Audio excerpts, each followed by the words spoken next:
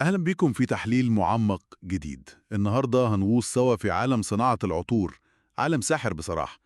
معنا شوية مصادر بتكشف كواليس مثيرة عن تطور العطور دي وتصنيفاتها. أهلا بيك. وهو فعلا موضوع شيق، والمصادر دي بتركز على فكرة يمكن مش واخدة حقها قوي، وهي إن الإبداع في العطور يعني مش دايما معناه اختراع من العدم.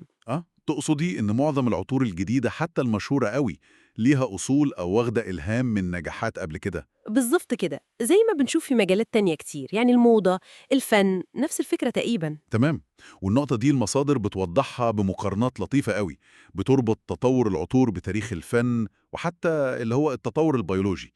هدفنا النهاردة إننا نفهم مسار التطور ده والعوامل اللي وراه. طيب، خلينا نمسك في حتة العوامل دي. المصادر بتشبه الموضوع ده بالسلالات الفنية، يعني زي ما تقول بيتهوفن اتأثر بهايدن أو بيكاسو خد من سيزان. إيه بقى اللي بيحرك التطور في العطور؟ بصي، هي عوامل كتير ومتشابكة الصراحة. يعني أول حاجة، عندك الطفرات اللي بتحصل مع اكتشاف مواد خام جديدة، مواد خام زي إيه مثلا؟ خصوصا مع تطور الكيمياء العضوية في بدايات القرن العشرين. دي فتحت أبواب وإمكانيات ما كانتش موجودة خالص قبل كده. فهمتك. ضيفي على ده بقى عبقرية العطارين نفسهم وقدرتهم يوظفوا المواد دي بطرق جديدة ومختلفة. أكيد اللمسة الفنية بتاعتهم. وطبعا ما نقدرش ننسى السوق والناس. أذواق المستهلكين بتتغير، ومتطلبات السوق بتوجه الصناعة بشكل كبير جدا.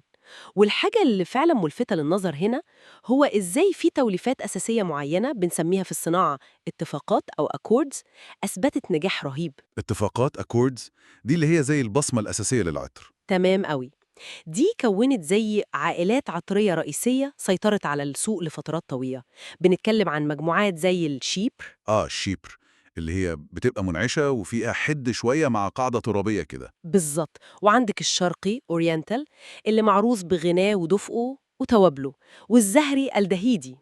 دي اللي فيها ميكس الزهور مع الألدهيدات اللي بتدي لمعة دي. تمام جدا. العائلات دي بقت زي الأساس اللي طلعت منه عطور كتير بعد كده. دي فكرة مثيرة قوي.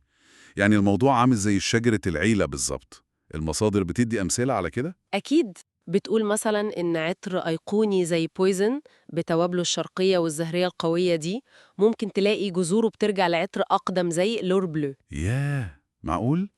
ومثال تاني أوضح كمان إن عطر فيجي الكلاسيكي ده يعتبر تطور شبه مباشر لعطر الليغ دو تون. لا، ده كلام كبير فعلا. بالظبط. وأحيانا بقى التأثير بيكون أعقد من مجرد انحدار مباشر في نفس العيلة. إزاي يعني؟ يعني ممكن تلاقي عطر استلف أو اقتبس نوتة معينة مميزة أو فكرة كاملة من عطر تاني أصلاً بينتمي لعائلة تانية خالص. إيه ده بجد؟ زي إيه؟ المثال الصارخ اللي المصادر بتتكلم عنه هو أوبسيشن. ده عطر شرقي معروف، صح؟ أيوة طبعا. مقدمته العطرية التوب نوت بتاعته شبه واخدها بالكامل من عطر ألياج. الياج ده اللي هو الشيبر فاكهي أخضر. إزاي ده؟ شفتي بقى؟ ده بيوريكي إن العطر الواحد ممكن يجمع صفات من عوالم مختلفة تماماً. الموضوع مش بسيط زي شجرة عيلة وخلاص. فعلا. ده بيخلي فكرة الأصالة المطلقة صعبة قوي. هي نادرة جداً. فكرة إن عطر يطلع من غير أي جذور أو تأثيرات سابقة دي نادرة، بس مش مستحيلة. زي إيه مثلا كان أصلي تماما؟ عندك مثلاً عطر أوسافاج، ده وقت ما طلع كان ثورة حقيقية، وكان بداية لجيل جديد خالص من العطور الرجالي المنعشة الفريش. ده حقيقي. وفي نقطة تانية برضو المصادر بتوضحها، إن الموضة في العطور كمان بتروح وتيجي دورات كده. صح.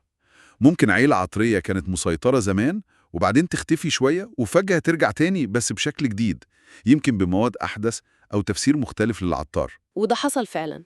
أكيد. واللي سرع الدورة دي وزود وتيرة التطور والاشتقاق بشكل مش طبيعي هو التحليل الكيميائي الحديث. تقصدي الجي سي أناليسز اللي بيحللوا بيه التركيبة؟ بالظبط. الجاز كروماتوجرافي. التقنية دي خلت أي حد يقدر يحلل أي عطر ناجح ويعرف مكوناته بدقة وبسهولة نسبياً. وده طبعا فتح الباب ليه؟ فتح الباب لظهور عطور مشتقة بالمئات والآلاف. بعضها بيضيف حاجة جديدة فعلا وبيطور على الأصلي، لكن بصراحة كتير منها بيبقى مجرد نسخ ميتو. اللي هو مجرد استغلال لنجاح العطر الأصلي وخلاص. للأسف أحيانا كتير بيبقى كده. طيب، مع سهولة النسخ دي كلها والإلهام اللي بقى سهل يتكشف، هل ده معناه إن فرص الإبداع الحقيقي الأصيل فعلا بقت قليلة؟ لا، مش للدرجة دي.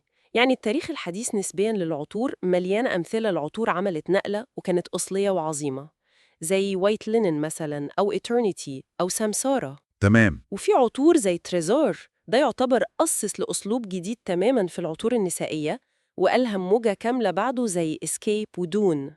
صح. الفكرة بس إن حتى الإبداعات دي ممكن تكون ليها جذور أعمق مش واضحة لنا دلوقتي، أو ممكن تكون هي نفسها بداية لخط تطور جديد هنفهم تأثيره الكامل على اللي هيجي بعده مع الوقت. ومن التحديات كمان اللي بتواجه أي حد بيحاول يتبع السلالات دي، إن العطور القديمة نفسها تركيبتها مش ثابتة، بتتغير بتتغير ليه؟ لأسباب كتير. ممكن تكلفة المواد الخام الأصلية تغلى قوي أو ما تكونش متوفرة بنفس الجودة، وأحياناً بتبقى تعديلات مقصودة عشان العطر يمشي مع الذوق العام الجديد. بس ده ممكن يغير طعم العطر الأصلي خالص، صح؟ للأسف ده بيحصل كتير. المصادر بتشير لمثال عطر جيروفيان، وإزاي مكانته اتغيرت وشخصيته اختلفت بعد ما أعيدت صياغته كذا مرة. يا خسارة. المصادر كمان على فكرة بتقول إن في طرق تانية لتصنيف العطور غير حتة التتبع التاريخي وشجرة العيلة دي. طبعا. في التصنيفات اللي بتعتمد أكتر على وصف الريحة نفسها اللي بيستخدموها في التسويق والإعلانات. أو حتى إزاي الناس العادية بتدرك العطر وبتحس بيه إيه، ودي يمكن مفيدة أكتر من ناحية البيع والشراء. أكيد. كل طريقة تصنيف ليها فايدتها حسب الهدف منها. إذن يعني لو حبينا نلخص الفكرة الأساسية من المصادر دي، نقدر نقول إن الابتكار في العطور مش قائم على الخلق من الصفر، لكنه أشبه بإعادة تشكيل ذكية ومستمرة، زي لعبة مكعبات تاريخية، كل عطار بيضيف عليها لمسته ويبني على اللي قبله. عالم العطور ده شبكة معقدة قوي من التأثيرات والتطور المستمر تماماً.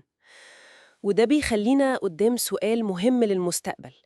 مع سرعة السوق الرهيبة دي وقدرات التحليل الكيميائي الفائقة اللي بتكشف أي سر تقريباً، هل لسه في فعلاً فرصة حقيقية لظهور عطر جديد فعلاً يعمل نقلة نوعية زي زمان؟ سؤال صعب فعلا. ولا التطور اللي جاي ده هيبقى محكوم أكتر بتوقعات السوق وبتكرار الأفكار الناجحة وتهجينها مع بعض عشان نضمن النجاح التجاري؟ ده سؤال مفتوح وبيستدعي تفكير كتير الصراحة.